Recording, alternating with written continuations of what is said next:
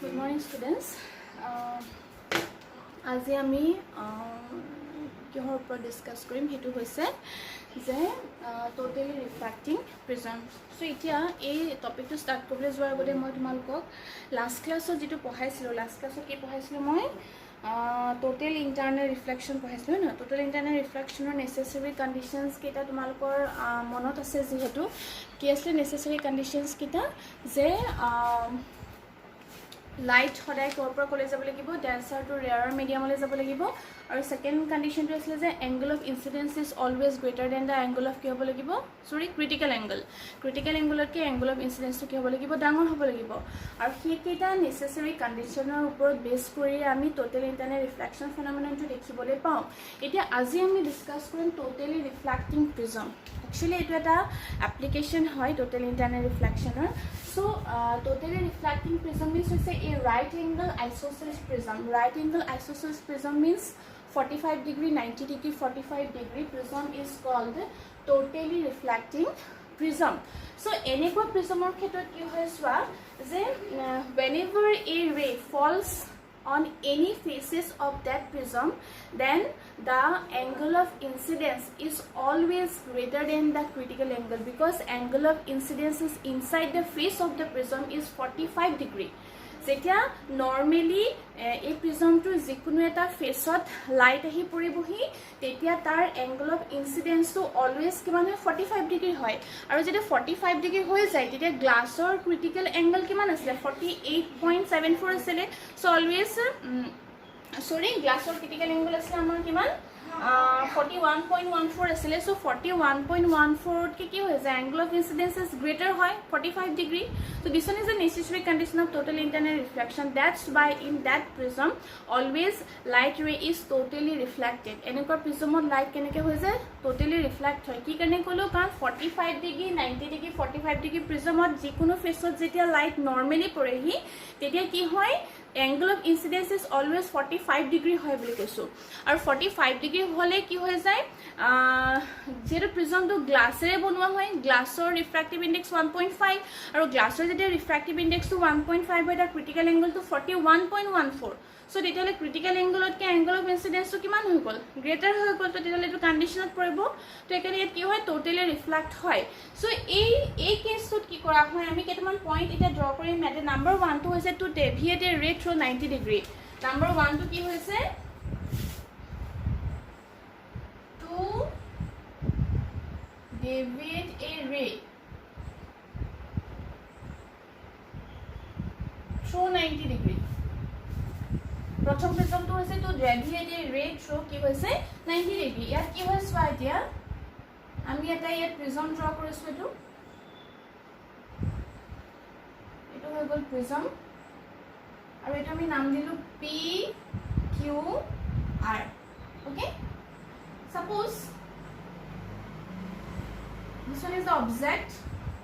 then here two lines, one is normally incident inside the prism, another one is this one. At that point 90 degree normal, so it has a 45 degree angle. At that point this one is 45 degree. So angle of incidence is how much 45 degree. When a light ray is normally incident inside the face of the prism, then angle of incidence is how much 45 degree, and this one is greater than the critical angle. Then the ray is totally reflected. Totally reflected means first ray is totally reflected and second one is totally reflected. So first one A dash B dash, we get the another object, this one is A dash B dash and both are same size and we get the image form. So it will go deviate through 90 degree. 90 degree deviate hoise eneki ahile etu gol 90 degree deviate hoise. Second hoise deviate through 180 degree. 180 degree deviation er karone ami etia sam 180 degree deviation er karone ami draw korim etu prism isosceles prism hoy gol aru naam dilu ami P Q R and this one is the object A and B. First one is incident and second one is incident at that point. Again here we draw the normal. This one is 45 degree. Again here normal 45 degree. So first one is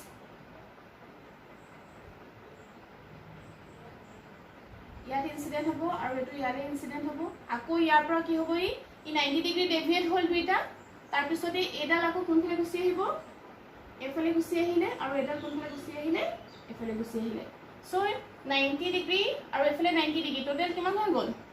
180 degree total কিমান আহিলে 180 degree a dash b dash এটো হৈ গ'ল কেনেকুৱা throw 180 degree First incident, then deviate through 90 degree. Second incident, then deviate through 90 degree. Total kiman hoy gol 180 degree. This one is the second one. Third one say to invert an image. To invert an image without deviation of rays. Third, so we draw a prism N P Q R. এটো হৈ গল আমাৰ object এডিয়া এটো কলি হ'ব 90 degree হ'বলে হলে এটো নৰমাল হৈ গল তো এফালে গুছি আহিলে এফালে 45 ডিগ্ৰী তাৰ পৰা এটো কলে যাব ইয়ালে যাব এডাল আহি গল ইয়ালে এটো যাব এফালে আকৌ এটো কেনেকে ওলাব এফালে ওলাব এটো কেনেকে ওলাব এফালে ওলাব সো এটো হৈ গল inverted image without deviation of rays deviation নোহোৱাকে কি হৈ গৈছে আমি পাইছো তে এই পয়েন্ট আমি ইয়াৰ পৰা ইকুইভ্যালেন্ট হ'ব লাগে প্ৰিজমটো এক্স্যাক্টলি ক্লিয়াৰ হোৱা নাই কাৰণে মানে কোৱা হৈছে তো এই তিনটা হৈছে আমাৰ টোটালি ৰিফ্লেক্টিং প্ৰিজম আৰু এই তিনটা তোমালোকৰ এক্সামত ড্ৰ কৰিব আহে number 1 through 90 degree second one is 180 degree and third one is inverted image without deviation of rays ঠিক আছে এটা সৰু টপিক আছিল আমাৰ তো এইখিনি আমাৰ কৈছো যে এই ডায়াগ্ৰাম গিটা আপোনাক কৈ দিব যে টোটালি ৰিফ্লেক্টিং প্ৰিজমৰ ক্ষেত্ৰত through 90 degree through 180 degree or like inverted image without deviation of rays draw কৰিবলৈ কব প্ৰিজমৰ ক্ষেত্ৰত তোমালোকে ফাইনেল ইয়াৰ পেপাৰ চালে তেতিয়া ওলাব তো হেকাৰে মই টপিকটো তোমালোকৰ ডায়াগ্ৰাম কিটা ইম্পৰ্টেন্ট বুলি কৈছো ঠিক আছে তো ইয়াৰ পাছত মই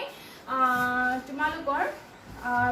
নেক্সট টপিক হৈছে লেন্স মেকাৰ্স ফৰ্মুলালে মই যাম লেন্স মেকাৰ্স ফৰ্মুলালে যোৱাৰ আগতে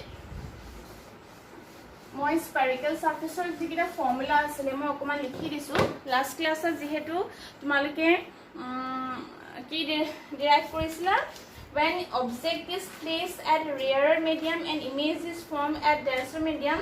then we get the formula of spherical surface and similarly মই কৈছিলো যে কি ডিৰাইভ কৰিব পাৰি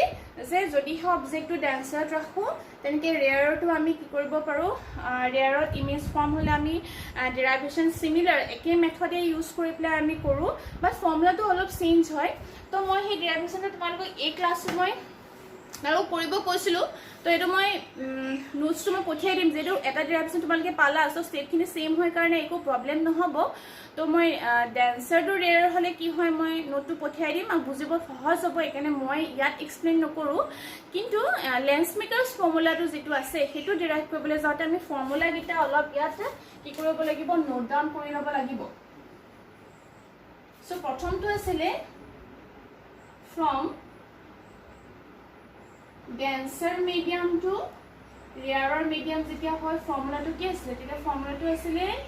mu2 by v minus mu1 by u is equal to mu2 minus mu1 divided by r যেতিয়া কৰপৰা কোনে আছিল denser to rarer আছিল তেতিয়া কি আছিল mu2 by v minus mu1 by u is equal to mu2 minus mu1 divided by r ঠিক আছে নে চাই লোৱা এবাৰ ঠিক আছে লিখিছনে from denser to sorry denser to নহয় এটো দেই rarer to denser তাৰ পিছত আছিল from denser to rarer medium ইয়াত কি হয় এই রিফ্র্যাক্টিভ ইনডেক্স কিটা মই চেঞ্জ হয় বুলি কৈছো μ1/v হ'ব মাইনাস μ2/কি হ'ব u হ'ব is equal to μ1 minus μ2 divided by r এটো মই তোমালোকক নিজে কৰি চোৱাৰ কথা কৈছিলো এটি এইখিনি বস্তু মই লিখি লৈছো that means for refraction from rare to denser medium the refraction formula is μ2/v minus μ1/u is equal to μ2 minus μ1 divided by r and for refraction from denser to rarer medium we interchange μ1 and μ2 and obtain the refraction formula μ1/v minus μ2/u is equal to μ1 minus μ2 divided by r এটো হৈছে আমাৰ okay spherical surface formula for the different two cases r to d and d to r এটা ইয়াৰ ওপৰত base কৰি পেলাই আমি কি এতিয়া টপিকটো ডিসকাস কৰিম হেতু হৈছে লেন্স মেকারস ফর্মুলা okay আমি লেন্স মেকারস ফর্মুলা লে যাম এতিয়া lens makers formula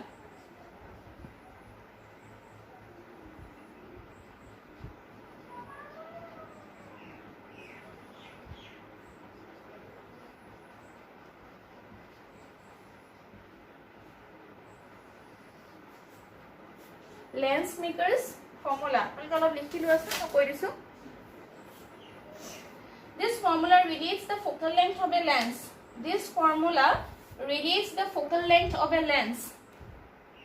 to the refractive index of the lens material and the radius of curvature of each two surfaces. This formula relates the focal length of a lens to the refractive index of the lens material and the radius of curvature of each two surfaces. This is so called because it is used by manufacturers to design lenses. This formula is so called because it is used by manufacturers to design lenses of required focal length from a glass of given refractive index. Okay? So আমি এতিয়া lens makers ফর্মুলাটো derive কৰিম তাৰ কাৰণে আমি কি কৰিম ৰে ডায়াগ্ৰামটো হৈছে first this one is the principal axis আৰু ইয়াত আমি সদায় যেটো অবজেক্ট আমি কনসিডাৰ কৰো হেটো এটা এজাম্পশন হয় সেই অবজেক্টটো সদায় আমি পয়েন্ট অবজেক্টে ধৰো so first we place the spherical surface এখন হৈ গল এখন spherical surface and this one is the object এটো আমি কি বুলি কলো object বুলি কলো আৰু ধৰি ললো ইয়াৰ center of curvature হৈছে এটো C1 now first ray is goes along the direction of principal axis প্ৰথম যোনডাল ৰে আছে হেতুক আমি কি পৰা কৰিলো a b C surface karane along the direction of OB and we know that the line is goes through the center of curvature and without deviation kenike par hoy jabo tenike direction sida sidi gusi jabo tar pisote next one is this one and if you draw a normal here right normal la khoda kenike jabo center of curvature karane etu moi n boli dekhalu then this one is rarer medium okay and denser medium then refracted rays goes towards the normal so refracted ray dal kenekwa hobo eneke normal or usore ki hobo gusi ahibo thik ase to etia ami ekhini je ami ray dal je palu etu hoy gol yar image form hoy gol or this one is known as suppose I1 next when you substitute another spherical surface if you substitute another spherical surface in front of the image a image to front of jodi moi ekhon surface bohai diu jar naam dilu ABC aru center of curvature to dhori lolu a surface khonor efale ase C2 then this ray inside the surface one guess what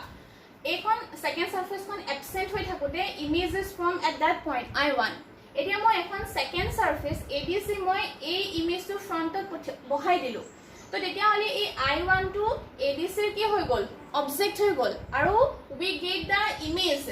of I1 তেতিয়া আমি এই I1 টোৰ এটা কি পাই যাম image পাই যাম তেতিয়া কি হ'ব সোৱা এই সাৰফেস খনৰ কাৰণে এই লাইনডাল লিখিছানে ইয়াত ইনসিডেন্ট হৈছেনে তো এডাল হৈ গল কি ৰে তো মই ডটে দিব লাগিব কাৰণ যেনো এই ডাবল ৰিফ্ৰেকশন হ'ব এডাল হৈ গল কি হল ইনসিডেন্ট ৰে for that surface and we draw the normal here again this one is normal and dash center of curvature মধ্যে পার হৈ গৈছে so a line dal হৈ গল কি incident ray for second surface so listen is rarer medium so second case light rays goes from denser medium to ki rarer medium then we know that the refracted rays goes away from the normal so this refracted rays goes away from the normal a normal dalar pra ki hoibo atori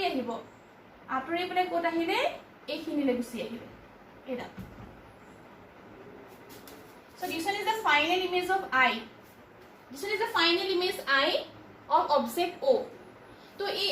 O object ৰ final image টো কোনটো I হৈছে তো মানে যে দেখিছা যে ইয়া ডাবল ৰিফ্ৰাকশন হৈছে মই আকৌ ৰিপিট কৰিছো ডায়াগ্ৰামটো মই যেনেকি ডায়াগ্ৰামটো আঁকিছো তোমালোক তেনেকি ড্ৰ কৰিব লাগিব first we substitute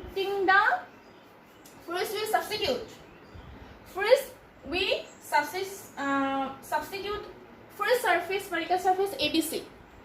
and a point object is placed at rear medium so two rays one is OB another one is OA incident and after refraction rays are meet at point I1 so here I1 is the image now we substitute the second surface ADC in front of the image I1 then I1 is the object of second surface I1 to second surface or ki hobo object hobo then due to second surface a final image is formed at I and a final image form hol I aru a I to hoise final image of object ki O so etia ya point kisman point consider korim yar pora a point tor pora C1 leke etu hoi gol ki R1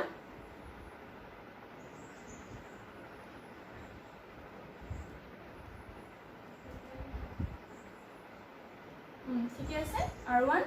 তাৰ পিছতে এটো হৈ গল কি R2 and এখিনিৰ পৰা ইয়াৰ পৰা ইয়ালৈকে এটো মই V1 বুলি ধৰিলো আৰু এটো কি হৈ গল U তাৰ পৰা এটো হৈ গল কি V ফাইনালি ইমেজ তো মই V বুলি ধৰিছো ঠিক আছে এটো হৈ গল V U V1 R2 and K R1 okay now derivation to ile keneke korim swa moi yar explanation jitu ase he explanation to moi tumaluko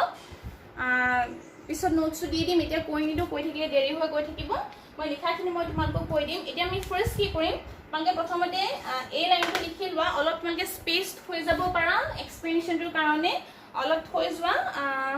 বেছি নহয় ডায়াগ্ৰাম টো তলত আকাৰ পিছত যিমান খিনি স্পেস আছে এখিনি এৰিয়া তাবা নেক্সট পেজৰ পৰা তোমালোকে লিখা এনেকি লিখিবা for refraction at surface ABC for refraction at surface ABC we can write the relation between the object distance U for refraction at surface ABC we can write the relation between the object distance U image distance V1 and radius of curvature R1 as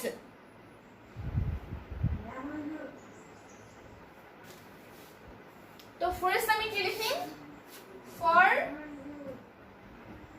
ABC surface কোপৰ কলি হ'ব rarer medium to denser medium so the formula is first one mu2 divided by this one is V1 eto V1 hobo then minus mu1 by U is equal to mu2 minus mu1 divided by ki hobo R1 hobo equation number 1 for the first surface next for the second surface ADC surface or karone ite ki hobo swa okay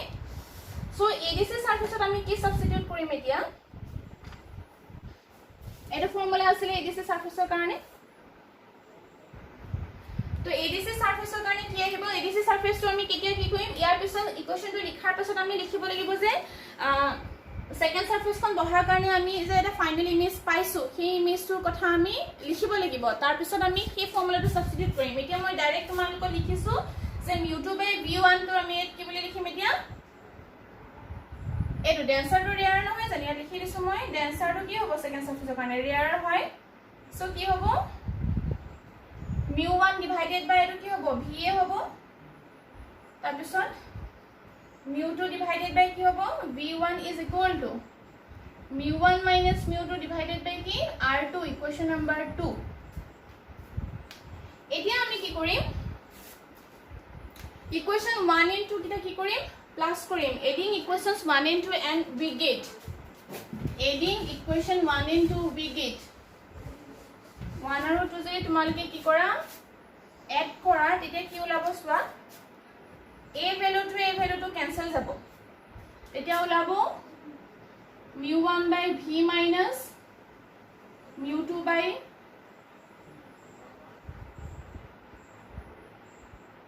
u is equal to mu2 minus mu1 1 by r1 minus 1 by k r2 or implies 1 by v minus 1 by u is equal to mu2 minus mu1 divided by mu1 etu tolole loi ahilu common loi pela within bracket 1 by r1 minus 1 by k r2 or we get 1 by v minus 1 by u is equal to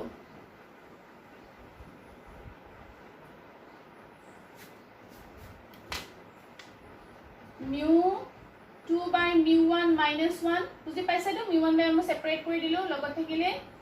1 by r1 minus 1 by r2 is equal to 1 by v minus 1 by u এই যে আমি ফৰ্মুলাটো পাইছো এই যে মই লাষ্টত এটো লিখিলো this one is called lens makers formula এটোকে কি বুলি কলে lens makers formula বুলি কলে এটো mu2 by mu1 minus 1 1 by r1 minus 1 by r2 is equal to 1 by v minus 1 by u and this one is also equal to at me direct লিখি দিছো এখিনতে 1 by v minus 1 by u is equal to 1 by f এটো আমি lens formula পৰা পাইছো এতিয়া আমি এটা point কৰিব পাৰো when the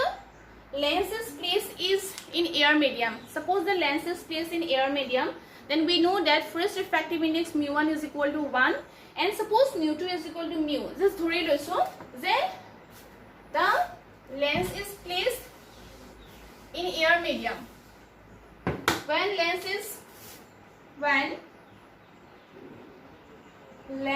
is placed in air then mu1 is equal to 1 and mu2 is equal to mu therefore we can write 1 by f is equal to to kiman hobo ei formula to ki hobo mu minus 1 1 by r1 minus 1 by k r2 this is the final formula okay so lens makers formula derivation to etwe aru prothom kotha tumaloke dekhisa je lens makers formula derivation to eko ami derivation kora nai yat actually ami already spherical surface formula gita yat use korisu eto actually ami derivation boli nokou spherical surface formula duta use korisu use koribla ami add kori disu himane কিন্তু তার কারণে তোমালকে এই টপিকটোৰ কাৰণে খুব important স্ফেৰিকেল surface ফৰ্মুলাটো জনাটো denser to rarer to denser হলে কি হ'ব এন্ড নেক্সট পইণ্ট খুব important diagram is most important ইয়াৰ যে ৰে ডায়াগ্ৰাম হে ডায়াগ্ৰামটো খুব ইম্পৰ্টেন্ট হয় উইদাউট ৰে ডায়াগ্ৰাম আমি এটো কৰিব নোৱাৰো কাৰণ কনসেপ্টটো ক্লিয়াৰ হ'বই লাগিব আৰু সাধাৰণতে অপটিক্সৰ ৰে ডায়াগ্ৰামখিনি খুব complicated নহয় খুব ইজি হয় একেখিনি কজে ইয়াত ইউজ কৰা হৈছে ৰিফ্ৰেকচনৰ বা ৰিফ্লেকচনৰ সো ইমান টান নহয় কিন্তু স্টেপ বাই স্টেপ কেনেকৈ ড্ৰ কৰিছো সেই কথাখাৰ তোমালকে চাই ক্লিয়াৰ হৈ লোৱা আৰু মই কৈছো যে এইটো খুব ইম্পৰ্টেণ্ট এক্সামত আহে আৰু ইয়াৰ ৰিলেটেড নিউমাৰিকেলছ আছে মই নিউমাৰিকেলছখিনি মই তোমালোকক পিছত কৰাই দেখাম এটা বা দুটা আৰু তোমালোকক মই কৰিবলৈ দিম কিন্তু তাৰ আগতে তোমালোকে spherical surface formula and lens makers formula এই দুটা তোমালোকে ক্লিয়াৰলি বুজি লোৱা প্ৰেক্টিছ কৰা 2-3 বাৰমান ডায়াগ্ৰামটো ক্লিয়াৰলি ড্ৰ কৰিবলৈ চোৱা তাৰ পিছতহে আমি সামবোৰ কৰিবলৈ পাৰিমগে ঠিক আছে তো আজি মই ইমানতে তোমালোকৰ ক্লাসটো সামৰিছো নেক্সট ক্লাছত মই তোমালোকৰ সামৰ কথা মই ক'লো এই তাৰ উপৰিও নেক্সট ক্লাছত আমাৰ মেবি আছে লেন্সৰ ডেৰিভেশ্যন লেন্স ফৰ্মুলা ডেৰিভেশ্যন আছে কম্বিনেশ্যন অফ লেন্স আছে তাৰ পিছত আমি প্ৰিজমলৈ যাব পাৰিম সো ক্লাসটো ইয়াতে শেষ হৈছে থ্যাংক ইউ